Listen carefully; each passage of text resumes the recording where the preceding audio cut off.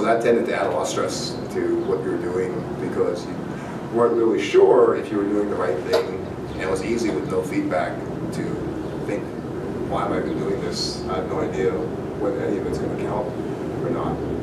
And that actually is a good kind of life lesson for being able to pick your own kind of organization and pick your own plan and just continue to execute that kind of plan even if there's no real guidance.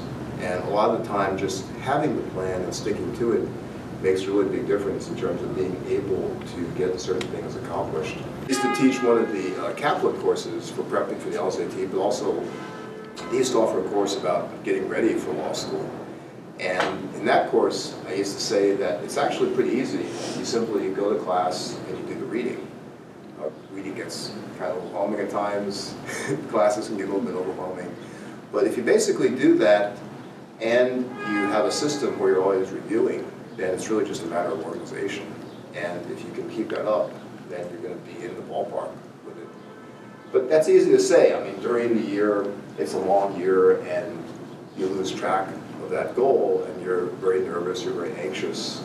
And it's a good lesson in sort of like maintaining your focus and maintaining your plan throughout all of that. A big advantage to going to a school in a place like DC is you have lots and lots of internship and work opportunities. And so one thing I suggest, my personal view is you should choose a law school which is within or close to a large metropolitan area. And the main reason for that is something people don't often think of, but the partner or spouse of the law professor also needs a job.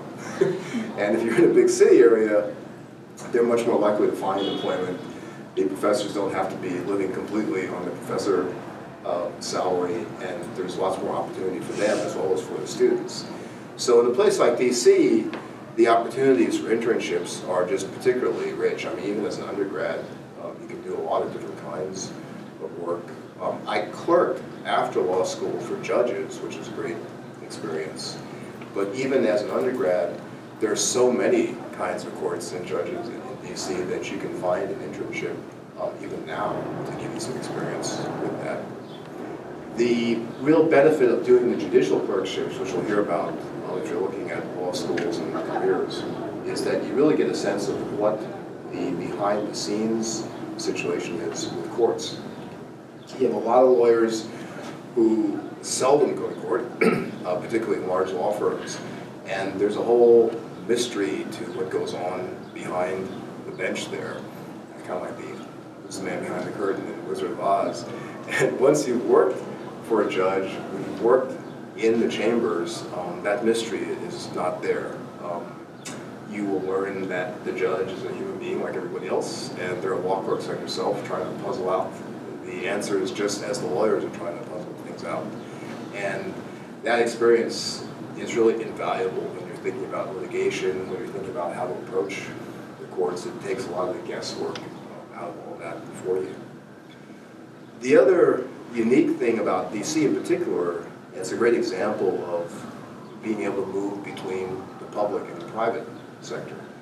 And that's generally talked about some, but it's particularly true in DC, where very often you move into the public sector when the particular party you're affiliated with is in power, and then when they're out, then you move back into the private sector, make some money, and they might go back into government.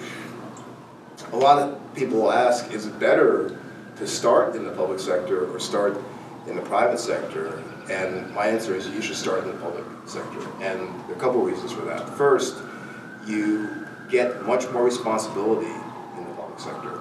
The resources are so much scarce there, and they ask lawyers to do more at an early stage of their career than in the private sector. And then number two, the pay is generally lower in the public sector. So it's much easier to start with lower pay and then go up than it is to start at high pay and then take an enormous pay cut to go do your public service. That can be very difficult once you've gotten used to the higher amount of pay. For me, after the clerkships, I knew I wanted to do something in court because I enjoyed the moot court so much. And I had done a summer internship in the Manhattan DA's office, and that was a lot of fun, just chasing bad guys, cops and robbers. And I was very torn. New York was my hometown. I was very torn between doing that as a so-called local prosecutor and coming to D.C. to work for the Justice Department to be a federal prosecutor. But I was kind of lucky because D.C. is a federal enclave, so the federal prosecutors here do all of the local street crimes. So you kind of have all the fun of the cops and robbers, but you still got to be a federal prosecutor.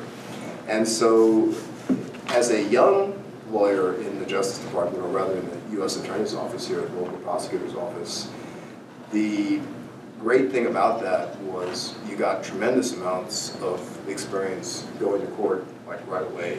And these were lower level cases, they're misdemeanors, and they were a great learning experience to have.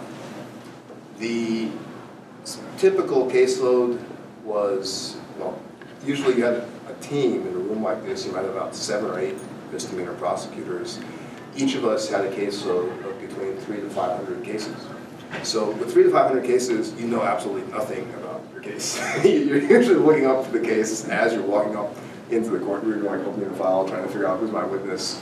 Sometimes your witness preparation, these were typically police officer goes up and testifies about what happened in the drug bust or something like that. A lot of times the preparation was as you're walking to the courtroom from the witness room with the officer next to you, you're like, okay, so tell me what happened. So you had about 30 seconds or a minute to figure out what happened, then you had to throw them on the stand and talk about it. That's a great way to get used to being in court, and you build up a lot of experience. The drawback to it is I have colleagues who really stayed in the government now for many, many decades, and they have probably tried like full-blown jury trials, probably like 200, 300, 400 jury trials at this point. And when I first